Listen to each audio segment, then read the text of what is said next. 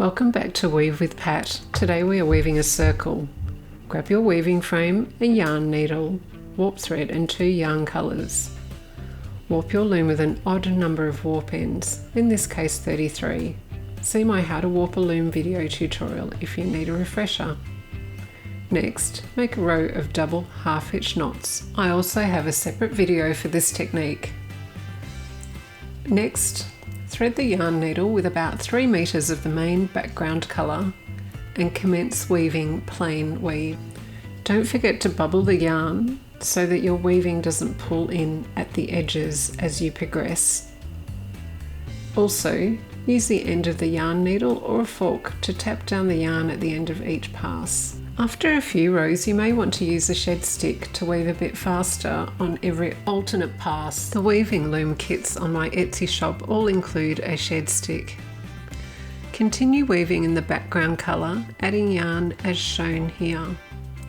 Please see my separate video tutorial for a detailed demonstration of how to add new yarn to your weaving. Now we are going to mark out our circle. We will need a tape measure, permanent marker pen, a compass, plain paper and scissors. First, remove any shed stick you are using. I'm going to centre my circle along the warp threads by first placing a marker thread on the middle thread. Next, we measure up the total length of the weaving. In this case, 25 centimetres, leaving room at the top for finishing off.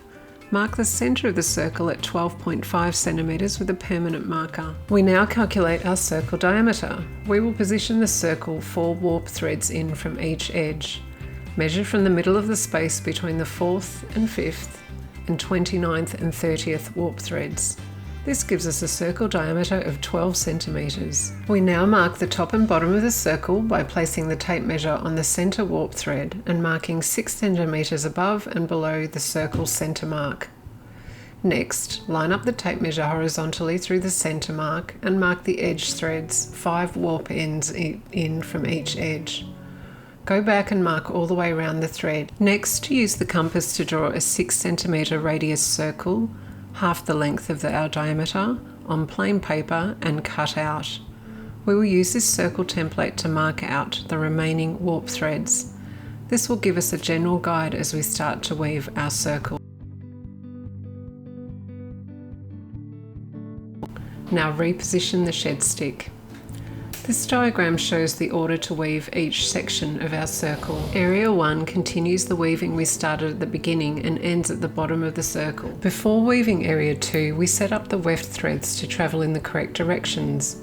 First, measure out the bottom straight section of the circle at approximately 1/4 the diameter over an odd number of warp threads.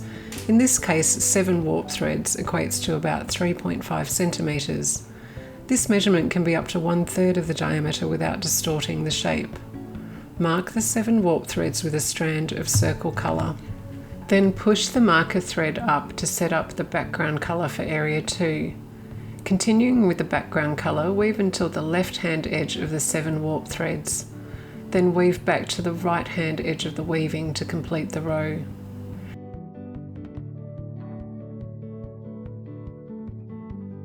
Now remove the marker thread, but keep a note of the left edge of the bottom of the circle.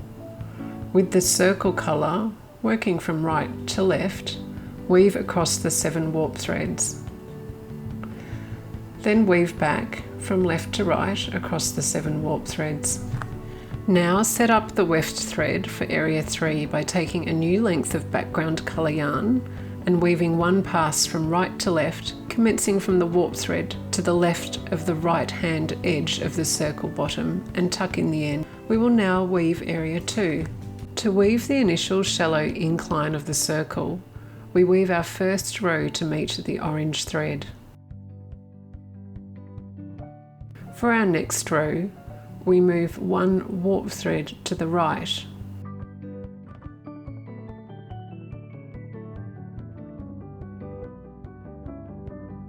We repeat this move of 1 warp thread to the right for the following 2 rows. This creates 4 shallow steps in the curve. Circle template over the weaving to check the weaving aligns with the curve. We now increase the steepness of the curve by weaving 2 rows on the next warp thread to the right. Then repeat again with 2 rows on the subsequent warp thread to the right. The marks on the warp threads should be completely covered as you progress. Checking the weaving against the circle template regularly, increase the steepness of each step until you meet the outer left-hand edge warp thread of the circle. Keep a note of how many rows on each step to the right so that you can repeat this for area 3 of the circle. This diagram shows the steps for the circle curve for this weaving. Each circle will vary in the steps needed to create the curve depending on the size of the circle and warp spacing.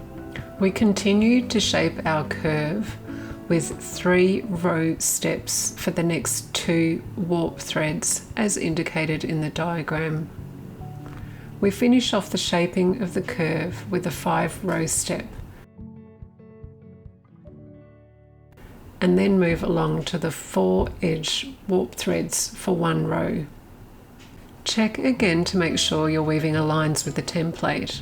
Now we're going to go to area 3 and repeat the steps in area 2. So we start with a row that meets the orange area and then work 3 more 1 row steps, then 2 2 row steps, then 2 3 row steps and a final 5 row step before moving to the 4 edge warp threads. Your weaving should look like this now. We now finish areas 2 and 3 by weaving the straight left and right hand edges of the circle. As a rule of thumb, weave about the same number of rows for the straight sections as you wove for the curve. The height of the sides should match the width of the base of the circle, which was 3.5 centimeters. I wove 18 rows for this circle. Now we weave the circle in area 4. Continuing on from the first row of orange, we follow the line of decreases worked in areas 2 and 3 with mirror increases as we gradually fill in the circle area. Make sure you follow the pattern of the curves established in areas 2 and 3. Once the curve has reached the straight edges on the left and right of the circle, weave the same number of rows as for the last sections of areas 2 and 3, in this case 18 rows. Now we shape the top of the circle by reversing the shaping for the bottom curved section. The first step will consist of 5 rows, then 3, 3, 2, 2, 1, 1, 1 and 1 for the final row at the top of the circle. At the end of the final row, dip the needle into the back of the weaving so that it ends at the right hand edge of the top of the circle. Now we can weave area 5. Continue weaving with the background colour, increasing warp ends towards the left and mirroring the decreases on the circle. Finish this area off once you reach the top of the circle with the yarn at the right hand edge of the weaving. Now weave area 6 in the same way. At the end of the final row, dip the needle into the back of the weaving so that it ends at the left hand edge of the top of the circle. Now pick up the yarn from the right hand edge and weave all the way across the top of the circle. Continue by completing area 7 until the weaving measures 25 centimeters in length. Finish the last row by tucking in the yarn as shown. Then finish off your weaving with another row of double half hitch knots to secure the weaving. And there you have your circle. Here are some more examples of circles in weaving. Feel free to experiment with different sized circles using different textures.